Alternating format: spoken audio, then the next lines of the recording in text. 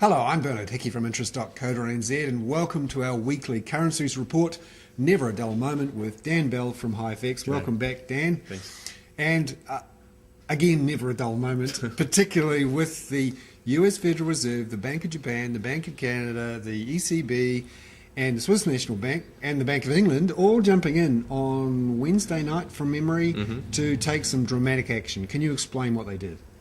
Yep, so the central banks you mentioned on Wednesday night around midnight New Zealand time announced that they were cutting the overnight lending rate that they lend to each other in US dollar terms by 50 basis points. So this is essentially the US Federal Reserve stepping in to help out their struggling European counterparts who have this sovereign debt crisis rumbling along. And the idea really is to try and loosen up these wholesale money markets, and that's the rate in which the central banks lend to the banks. And that overnight money market is quite crucial, particularly for short-term funding requirements. Certainly Wednesday night's coordinated action was a significant announcement. Just to explain how European banks need those US dollars and why there's such a shortage at the moment, I understand that many US money market funds have stopped lending to European banks, and European banks need US dollars to roll over many of their loans, couldn't get them, and essentially have had to go on to their own central banks to get US dollars. Is that what's happening? Pretty much, and I think the fact that they have had to act is a sign that there are some concerning things going on in the global banking system, and naturally they probably know a lot more than we do, so their actions in themselves speak a lot for the big issues going on in those money markets. And as you point out, if investors aren't willing to front up and help out the European banks, well, the central banks are having to step in for them and be supported even further by the good old Federal Reserve. So it really is a sign of how fragile things are up in Europe, and obviously how far these central banks are willing to go. Because the big focus in Europe is on the European Central Bank. Can it step in as a lender of last resort to support the market?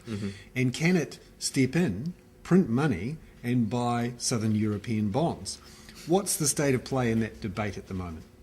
That is the key. I mean, it is the key debate really in Europe, and I think no one really sees any other way out of this mess unless the European Central Bank step up and are more active in the bond market. So basically to replicate what the Federal Reserve have been doing in the United States, but do it in the throughout Europe.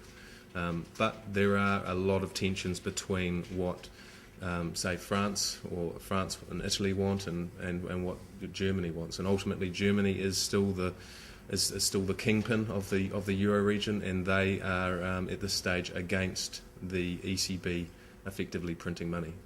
And that is the key point, isn't it? Angela Merkel comes out every couple of days and says, "Nein, I shall not let the European Central Bank print. And also, I don't want Eurobonds," where essentially the German public guarantee the debt of the Italian public. How is this going to end? I don't know, to be honest. This is it. It's. I think ultimately they are going to have to step in and be more active.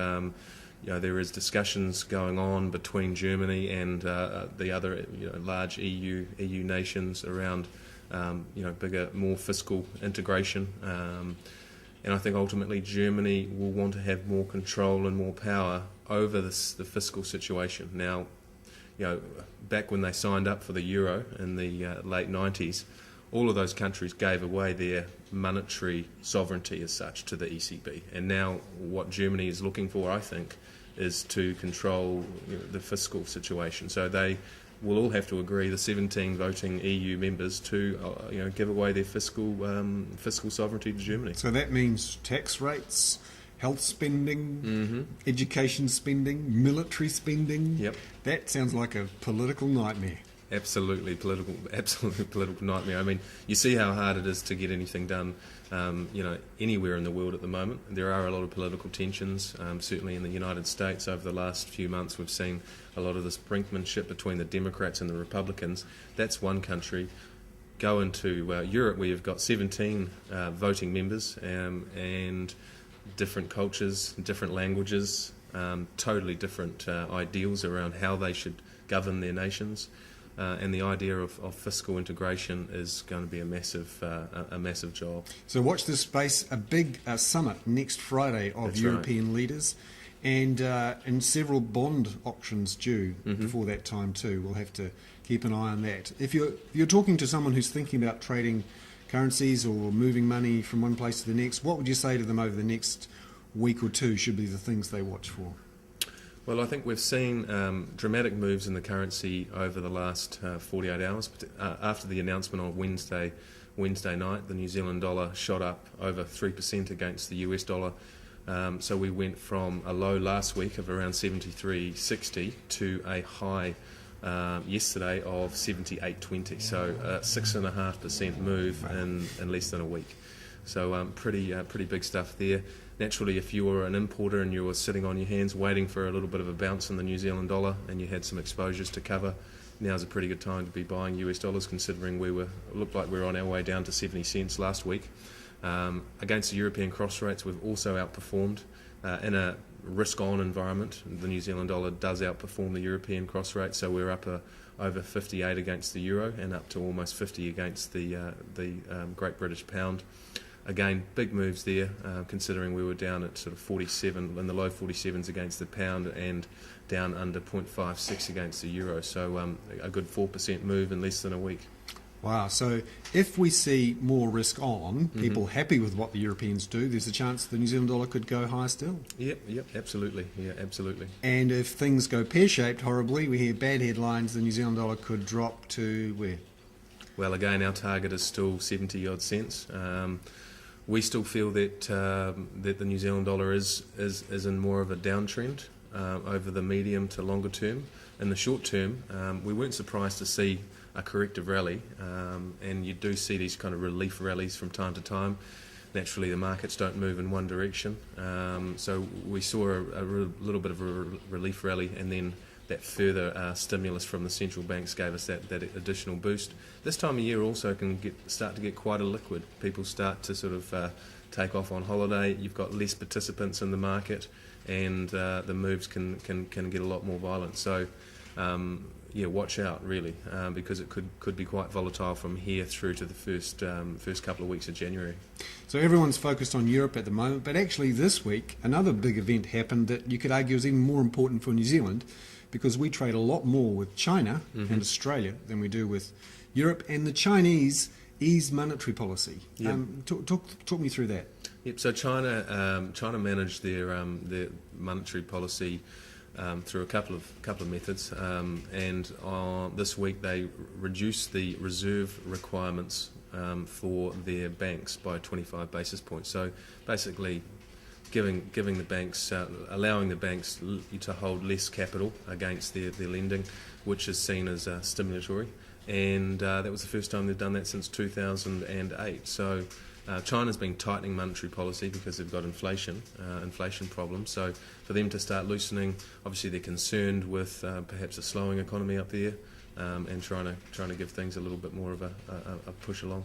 And some signs of that with their factory output contracting for the first time since 2009. Yep, the factory numbers again coming in weaker than expected this week. Probably want to see a couple more numbers showing that there's a trend there. So maybe not getting too carried away on that contraction. But overall, the general view of China at the moment is that they have been slowing. But you're slowing from basically 9.5% growth down to 8%. We'd kill for that. Now, looking ahead to next week, we'll get a sense of what the New Zealand economy is doing and what's happening with our monetary policy from the Reserve Bank Governor on Thursday, when he releases the monetary policy statement for the December quarter and has a press conference around that. What are markets expecting from Thursday's MPS? Well, I think he's going to be quite downbeat. Overall, the situation in Europe remains a significant concern. Locally, things aren't all that great. Although New Zealand and Australia, relative to a lot of other developed economies, continue to sort of get muddle through type of recovery. But no, I think he's going to be downbeat. I think he would like to see the New Zealand dollar continuing to go lower overall. I think that's generally going to be seen as a positive. So maybe he's going to be more dovish than expected. Maybe he does hint that there is room for a potential rate cut, and that would definitely see the New Zealand dollar under some pressure. But no actual rate cut on Thursday? No, I don't think so. I don't think it would, the way he's been communicating over the last few months is that, they cut by 50 basis points. It was an emergency rate cut following the earthquake in Christchurch. And he would have raised the OCR by now if it wasn't for the situation in Europe. So I don't think he's going to be cutting on Thursday, but it'll be very, very interesting to see what he has to say and how he prepares the market for the next year. Plenty of exciting moments to look forward to there on Never a Dull Moment, our weekly currencies report. That was Dan Bell from HiFX. I'm Bernard Hickey for interest.co.nz.